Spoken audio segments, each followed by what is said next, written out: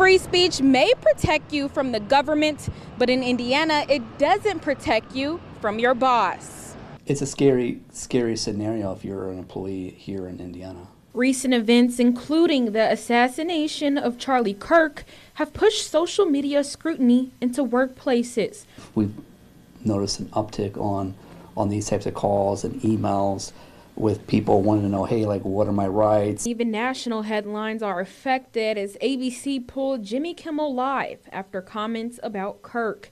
Locally, at least one Northeast Indiana business recently apologized online for an employee's social media post. With social media, we have the ability to say whatever is on our mind immediately and share it with the world. And there's times when that's great, and there's times when that can be really harmful.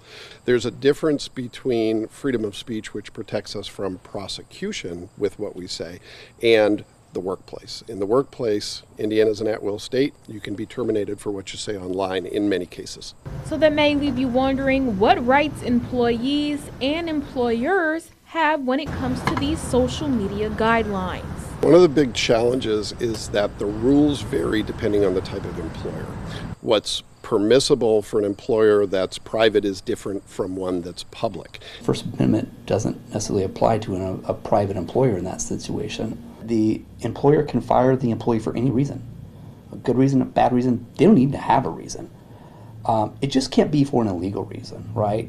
There is a checklist of protected classes like age, race, gender, or religion, but it can be difficult to prove discrimination, especially if your employer has clear guidelines about social media use.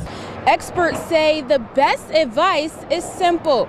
Count to 10, think before you post, and remember that someone could always be watching.